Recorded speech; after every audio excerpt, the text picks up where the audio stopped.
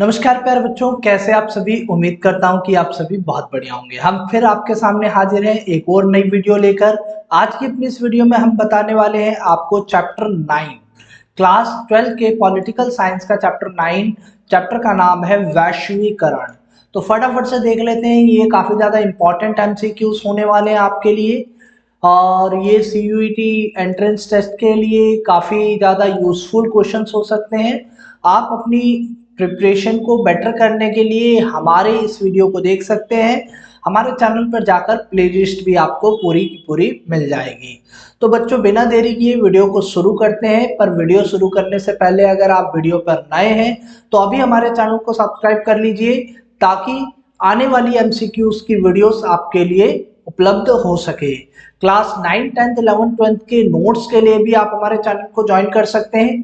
तो चलिए शुरू करते हैं आज के एमसीक्यूज क्वेश्चंस को।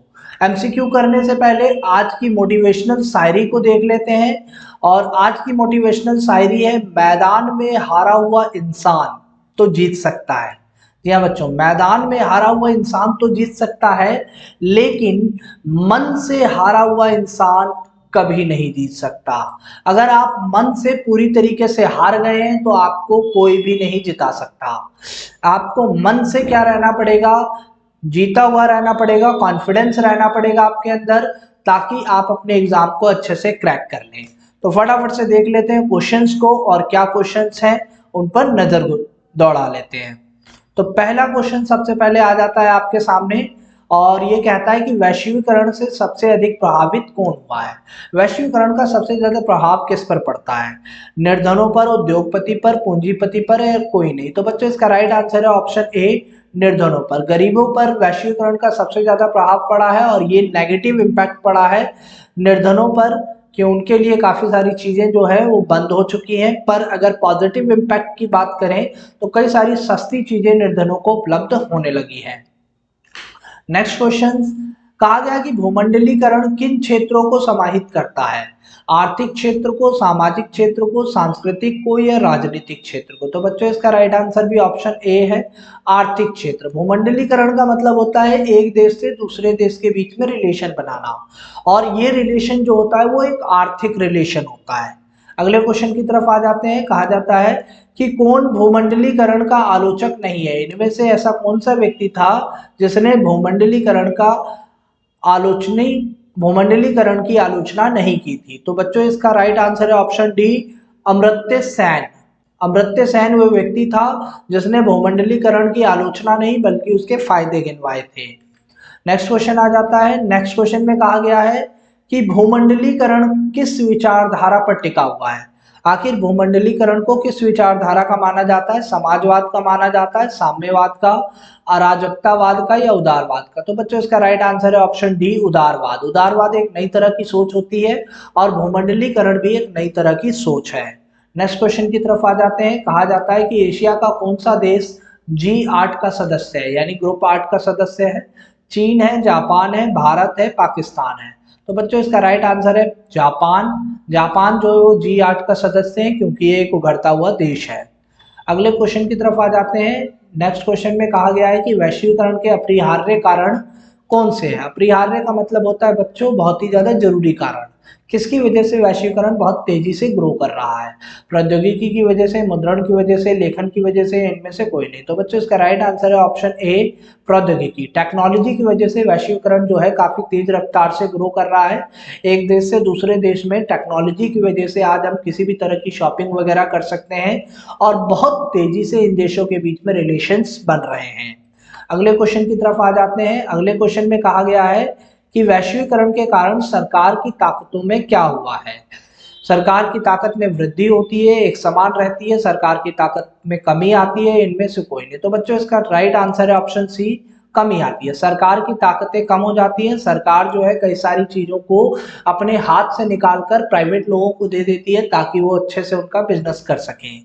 अपने अगले प्रश्न की तरफ आ जाते हैं हम। अगले प्रश्न में कहा गया कि वैश्वीकरण से संबंधित निम्नलिखित में क्या नहीं है? इनमें से कौन सी ऐसी चीज है जो वैश्वीकरण से रिलेटेड नहीं है? विश्व के एक हिस्से से विचारों का दूसरे हिस्से में पहुंचना, बच्चों ये वैश्वीकरण का एक केंद्र बिंदु है। जब हम वैश्वीकरण की बात करते हैं तो एक देश से दूसरे देश विचार भी वैश्वीकरण के तहत पहुंचते हैं। व्यापार या आजीविका की तलाश में एक देश से दूसरे देश में जाना। बच्चों लोगों का भी एक देश से दूसरे देश में जाना होता है, चाहे वो व्यापार की तलाश में हो या आजीविका की तलाश में हो। किसी भी जानकारी का विश्व के दूसरे हिस्से में फौरन पहुंचना, ये भी आजकल टेक्नोलॉजी की मदद से कोई भी घटना पूरे विश्व में घटती है हमारे तक तुरंत वो पहुंच जाती है। तो ये भी वैश्वीकरण का एक केंद्र बिंदु है। इंडोनेशिया का उत्पादित माल संपूर्ण इंडोनेशिया में उपभोग हेतु रखना। बच्चों इंडोनेशिया का उत्पादित माल है, अगर वो इंडोनेशिया से बाहर बेचा जाएगा तो उसे वैश्वीकरण कहेंगे, पर यहाँ पर इंडोनेशिया के अंदर ही उपभोग हो रहा है। तो ऑप्शन डी जो होगा वो हमारा राइट आंसर होगा और वो वैश्वीकरण से संबंधित नहीं है। अपने अगले क्वेश्चन की तरफ हम आ गए हैं और अगले क्वेश्चन में कहा गया है कि आर्थिक वैश्वीकरण में क्या होता है। आर्थिक वैश्वीकरण की बात करें तो आर्थिक वैश्वीकरण में क्या होता है, विभिन्न देशों के बीच में आर्थिक प्रवाह तेज होता है, विभिन्न देशों के बीच में आर्थिक प्रवाह कम होता है, विभिन्न देशों के बीच में आर्थिक पूंजी कम होती है, या इनमें से कोई नहीं। तो बच्चों इसका राइट आंसर है ऑप्शन ए। जब भी हम आर्थिक प्रवाह करते हैं, आर्थिक वैश्वीकरण करते हैं, तो उससे हमारा मतलब होता है कि आर्थिक रूप से हम क्या बने, ताकतवर बने, इसकी वजह से आर्थिक प्रवाह तेज हो जाते हैं। अपने अगले प्रश्न की तरफ आ जाते हैं। अगले प्रश्न में कहा गया है कि वैश्वीकरण प्रत्येक अर्थों में क्या है, सकारात्मक है, नकारात्मक है, सकारात्मक और नकारात्मक दोनों हैं, या फिर इनमें से कोई नहीं है। तो बच्चों इसका राइट आंसर है ऑप्शन सी। वैश्वीकरण जो है सकारात्मक भी है और नकारात्मक भी है। जैसे कि मैंने पहले ही प्रश्न में आपको बताया कि कुछ लोगों के लिए सकारात्मक हो सकता है, कुछ लोगों के लिए नकारात्मक हो सकता है। हो सकता है किसी एक व्यक्ति के लिए सकारात्मक भी हो, नकारात्मक भी हो। तो ये इसका राइट आंसर है। अपने अगले प्रश्न की तरफ चले जाते हैं और कहा जाता है कि वैश्वीकरण प्रभाव क्या है। वैश्वीकरण प्रभाव एक आयामी अवधारणा है, द्विआयामी अवधारणा है, बहुआयामी अवधारणा है, या फिर उपरोक्त सभी। तो बच्चों इसका राइट आंसर है ऑप्शन सी, बहुआयामी अवधारणा। बहुआयामी अवधारणा से हमारा मतलब होता है एक ऐसी चीज जिसका प्रभाव किसी एक दिशा में ना जाकर कई दिशा में जाता है। वैश्वीकरण का प्रभाव आर्थिक रूप से भी है, सामाजिक रूप से भी है और राजनीतिक रूप से भी है, इसीलिए इसे बहुआयामी अवधारणा कहा जाएगा। अपने अगले प्रश्न की तरफ हम आ जाते हैं। अगले प्रश्न में कहा गया कि नव उदारवादी वैश्वीकरण के विरोध करने के लिए कौन सा मंच उपलब्ध है। अगर हम वैश्वीकरण का विरोध करना चाहते हैं तो हमारे पास कौन सा प्लेटफॉर्म उपलब्ध है। विश्व व्यापार संगठन है, कॉमिंटन है, वर्ल्ड सोशल फोरम है, या उपरोक्त में से कोई नहीं है। तो बच्चों इसका राइट आंसर है option C, world social forum. WSF जो है वैश्वीकरण का विरोध करने वालों का मंच है वर्ल्ड लेवल पर। अपने अगले प्रश्न की तरफ हम आ गए हैं। अगले प्रश्न में कहा गया कि वर्ल्ड सोशल फोरम की चौथी बैठक कहां पर हुई है। चौथी बैठक की बात करें तो दिल्ली में, कलकत्ता में, वॉशिंगटन में, या फिर मुंबई में। तो बच्चों इसका राइट आंसर है ऑप्शन डी, मुंबई। मुंबई में वर्ल्ड सोशल फोरम की चौथी बैठक हुई थी। अपने अगले प्रश्न की तरफ चलते हैं। संपूर्ण विश्व में बहुराष्ट्रीय निगमों का क्या हुआ है। बहुराष्ट्रीय निगमों को बेसिकली बच्चों कहा जाता है एमएनसीज। एमएनसी कंपनी जो होती है उन्हें बहुराष्ट्रीय निगम कहा जाता है, जिन्हें मल्टीनेशनल कंपनीज के नाम से जाना जाता है। तो संपूर्ण विश्व में बहुराष्ट्रीय कंपनियों का क्या हुआ है, विस्तार हुआ है, संकुचन हुआ है, प्रभाव शून्य हुआ है, या इनमें से कोई नहीं। तो बच्चों इसका राइट आंसर है ऑप्शन ए, विस्तार हुआ है। ठीक है, ऑप्शन ए विस्तार हुआ है। अपने अगले प्रश्न की तरफ आ जाते हैं। अगले प्रश्न में कहा गया है कि वैश्वीकरण के कारण पूरी दुनिया के व्यापार में कैसी चीजें हुई है, वृद्धि हुई है, कमी हुई है, या पूरी दुनिया का व्यापार उलझ गया है, या उपरोक्त सभी। तो बच्चों इसका राइट आंसर है ऑप्शन ए, उपरोक्त। आंसर ए, ऑप्शन ए, वृद्धि हुई है। ठीक है, इसमें काफी ज्यादा वृद्धि हुई है। अपने अगले प्रश्न की तरफ आ जाते हैं। अगले प्रश्न में ये कहा गया कि वैश्वीकरण का परिणाम विश्व के विभिन्न भागों में एक समान हुआ है, भिन्न भिन्न हुआ है, शून्य हुआ है, या उपरोक्त सभी। जैसा कि हमने पहले भी बात किया था कि वैश्वीकरण का जो परिणाम है वो सकारात्मक और नकारात्मक दोनों होता है, तो अलग अलग जगह पर ये क्या है, भिन्न है। तो भिन्न भिन्न यहाँ पर राइट आंसर हो जाएगा आपका। अपने अगले प्रश्न की तरफ हम आ गए हैं। अगले प्रश्न में कहा गया है कि वैश्वीकरण के कारण विश्व के विभिन्न भागों में सरकार, व्यवसाय एवं लोगों के बीच में जुड़ाव क्या हो रहा है, बढ़ रहा है, घट रहा है, या फिर एक समान है, या इनमें से कोई नहीं है। तो बच्चों विभिन्न देशों में वैश्वीकरण के कारण जो विभिन्न देश हैं उनके जो लोग हैं, सरकार है, व्यवसाय हैं, ये सब भी आपस में क्या हो रहे हैं, रिलेशन बढ़ा रहे हैं। तो इनका जुड़ाव जो है वो क्या है, काफी ज्यादा बढ़ रहा है। तो ऑप्शन ए आपका राइट आंसर होगा। अपने अगले प्रश्न की तरफ आ जाते हैं। अगले प्रश्न में कहा गया कि वैश्वीकरण का विरोध भारत में कौन से संगठन के द्वारा हो रहा है। तो कांग्रेस पार्टी के द्वारा हो रहा है, भारतीय जनता पार्टी के द्वारा हो रहा है, या इंडियन सोशल फोरम के द्वारा हो रहा है, या वर्ल्ड सोशल फोरम के द्वारा होता है। तो देखो बच्चों, वर्ल्ड सोशल फोरम तो एक ऐसा संगठन है जो वर्ल्ड लेवल पर क्या करता है, वैश्वीकरण का विरोध करता है। पर सिर्फ और सिर्फ अगर भारत की बात करें तो इसका राइट आंसर हो जाएगा option C. Indian social forum जो है वो भारत के लिए क्या कर रहा है, वैश्वीकरण का विरोध करने का काम करता है। अपने अगले प्रश्न की तरफ हम आ जाते हैं। अगले प्रश्न में कहा गया है कि निम्नलिखित में से वैश्वीकरण किसका प्रभाव है, किसका प्रवाह है। पूंजी का प्रवाह, वास्तु का, वास्तु नहीं है बच्चों, ये गलती से टाइप हो गया, वस्तु होना चाहिए यहाँ पर। प्रौद्योगिकी एवं विचार, उपरोक्त सभी। तो बच्चों देखो, पूंजी का भी प्रभाव होता है, वस्तु का भी प्रभाव होता है, प्रौद्योगिकी एवं विचार का भी प्रभाव होता है। तो इसका राइट आंसर हो जाएगा आपका ऑप्शन डी, उपरोक्त सभी। अपने अगले प्रश्न की तरफ हम आ जाते हैं। अगले प्रश्न में कहा गया कि निम्न में से किसे नई आर्थिक नीति में सम्मिलित किया गया है। आखिर निम्न में से किसे नई आर्थिक नीति में, भारत ने जो आर्थिक नीति अपना रखी है उसमें आर्थिक नीतियों में शामिल किया गया है। उदारीकरण शामिल है, निजीकरण शामिल है, वैश्वीकरण शामिल है। तो उपरोक्त सभी इसका राइट आंसर हो जाएगा, option D right answer. Next question, कहा गया कि भारत ने कब नई आर्थिक नीतियों को अपनाया था। तो भारत के द्वारा नई आर्थिक नीतियां कब अपनाई गई थी। तो बच्चों इसका राइट आंसर क्या होना चाहिए, 2001, 1999, 1991 या 1998। तो बच्चों इसका राइट आंसर है ऑप्शन सी 1991। 1991 में जो है वो भारत ने नई नीतियां अपनाई थी। अपने अगले प्रश्न की तरफ आ जाते हैं। अगले प्रश्न में कहा गया कि निम्न में से कौन बहुराष्ट्रीय कंपनी नहीं है। तो बच्चों निम्न में से अगर कंपनी की बात करें तो फोर्ड मोटर्स, ये अमेरिका की कंपनी है।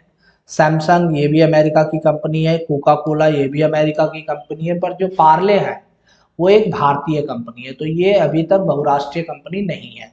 तो ऑप्शन डी जो होगा वो आपका राइट आंसर होगा। ठीक है बच्चों, नेक्स्ट क्वेश्चन की तरफ आ जाते हैं। नेक्स्ट क्वेश्चन में कहा गया कि विश्व व्यापार संगठन की स्थापना कब की गई। विश्व व्यापार संगठन की स्थापना की बात करें तो क्या वो 1990 में, 1992 में, या फिर 1995 में, या सन 2000 में इसकी स्थापना हुई। तो बच्चों इसका राइट आंसर है ऑप्शन सी 1995, 1995 में इसको स्थापित किया गया।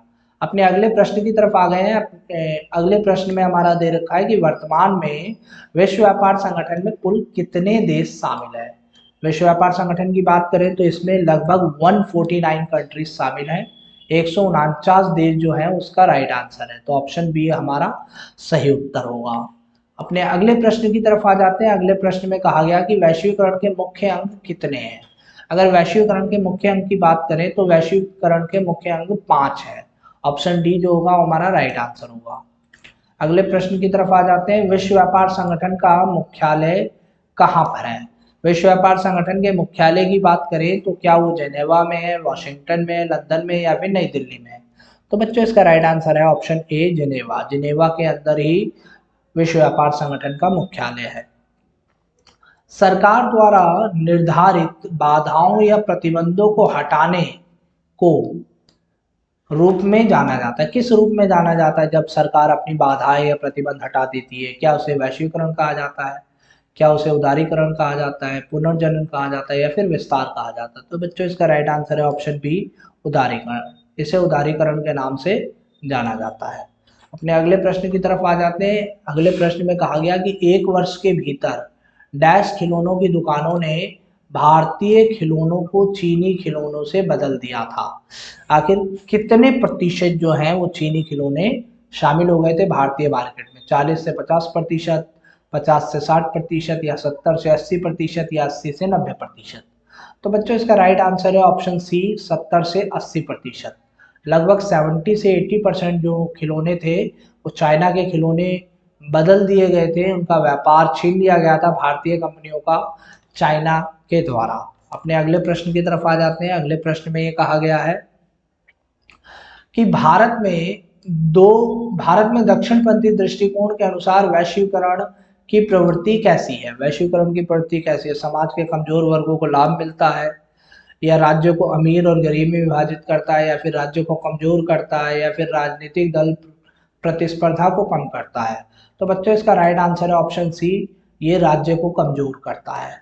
अपने अगले प्रश्न की तरफ आ जाते हैं। अगले प्रश्न में कहा गया कि WSF की 7वीं बैठक कब और कहां आयोजित की गई थी? तो बच्चों WSF की अगर 7वीं बैठक की बात करें तो कहाँ आयोजित की गई? दिल्ली जनवरी 2007 में, नैरोबी जनवरी 2007 में, इस्लामाबाद जनवरी 2007 में, या फिर न्यूयॉर्क जनवरी 2007 में? तो बच्चों इसका राइट आंसर है नैरोबी, ऑप्शन बी। नैरोबी में जनवरी 2007 में इसकी 7वीं बैठक की गई थी। अपने अगले प्रश्न की तरफ हम आ जाते हैं। अगले प्रश्न में कहा गया है कि वैश्वीकरण, एक मिनट बच्चों, किधर गया? वैश्वीकरण के कारण निम्नलिखित में से कौन सी कंपनियां भारत में स्थित है? वैश्वीकरण के कारण आखिर कौन सी कंपनियां हैं? विदेशी टीवी चैनल भारत में बिल्कुल है, कोका कोला और पेप्सी है, ये भी है, सैमसंग है, ये भी है। तो इसका राइट आंसर क्या हो जाएगा? ऑप्शन डी, उपरोक्त तो सभी। ये लगभग सभी कंपनियां जो है भारत में इस समय व्यापार कर रही है, और वो भी वैश्वीकरण के कारण। अपने अगले प्रश्न की तरफ हम आ जाते हैं। अगले प्रश्न में कहा गया है कि विश्व बैंक का दूसरा नाम क्या है?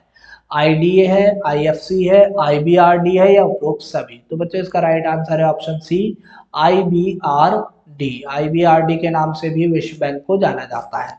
अपने अगले प्रश्न की तरफ आ जाते हैं। अगले प्रश्न में कहा गया है कि उदारीकरण का क्या अर्थ होता है? उदारीकरण का क्या अर्थ होता है? तो उदारीकरण की अगर हम बात करें तो उदारीकरण में कहा गया कि अर्थव्यवस्थाओं के बीच एकीकरण होता है, कम सरकारी नियंत्रण और प्रतिबंध होते हैं, नियोजित विनिवेश की नीति अपनाई जाती है, या फिर प्रतिस्पर्धी बाजार होता है? तो बच्चों उदारीकरण का मतलब क्या है? उदारीकरण का मतलब है ऑप्शन बी, कम सरकारी नियंत्रण और प्रतिबंध। सरकारी नियंत्रण पूरी तरीके से खत्म कर दिए जाते हैं और कम से कम यहाँ पर प्रतिबंध रखा जाता है। अगले क्वेश्चन की तरफ हम आ जाते हैं। अगले क्वेश्चन में कहा गया कि डैश ने सेवाओं के उत्पादन के प्रसार में सबसे अधिक मदद की? आखिर इनमें से किसने सेवाओं के उत्पादन में मदद की है? ईमेल ने मदद की है, टेलीग्राफ ने मदद की है, कॉल सेंटर ने मदद की है, फैक्स ने मदद की है? तो बच्चों आजकल हर कंपनियों का क्या होता है, कॉल सेंटर वगैरह होता है, तो कॉल सेंटर क्या हो जाएगा? इसका राइट आंसर हो जाएगा। अपने अगले प्रश्न की तरफ हम आ जाते हैं। अगले प्रश्न में कहा गया कि भारत में नई आर्थिक नीति की घोषणा किस प्रधानमंत्री ने की थी? जब भारत में नई आर्थिक नीतियां अपनाई गई थी तो उस समय भारत के प्रधानमंत्री कौन थे? मनमोहन सिंह थे, नरसिम्हा राव थे, राजीव गांधी थे, या फिर VP सिंह थे? तो बच्चों इसका राइट आंसर है ऑप्शन बी, नरसिम्हा राव। उस समय नरसिम्हा राव भारत के प्रधानमंत्री थे, और डॉक्टर मनमोहन सिंह जो थे उस समय भारत के वित्त मंत्री थे। इन्होंने नई आर्थिक नीतियों की घोषणा की थी। अपने अगले प्रश्न की तरफ हम आ जाते हैं। अगले प्रश्न में कहा गया कि विश्वव्यापी आर्थिक संकट किस वर्ष आया था? 1914 में आया था, 1922 में, 1921 में, या फिर 1927 में? तो बच्चों इसका राइट आंसर है ऑप्शन बी, 1922। अपने अगले प्रश्न की तरफ आ जाते हैं। अगले प्रश्न में कहा गया कि प्राचीन काल में किस स्थल मार्ग से एशिया और यूरोप का व्यापार होता था? सूती मार्ग से, रेशम मार्ग से, उत्तम पथ से, या फिर दक्षिण पथ से? तो बच्चों इसका राइट आंसर है ऑप्शन बी, रेशम मार्ग। आपको पता है कि भारत, चीन और यूरोप में इन सभी रेशम मार्ग के द्वारा ही यात्री आते थे, जाते थे, व्यापारी अपना व्यापार करते थे, तो रेशम मार्ग इज ए राइट आंसर।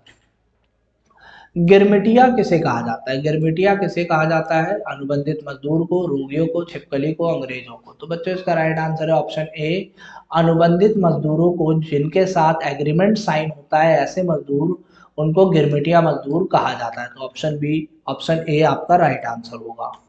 अगले क्वेश्चन की तरफ आ जाते हैं। अगले क्वेश्चन में कहा गया कि WSF का पूरा नाम क्या है?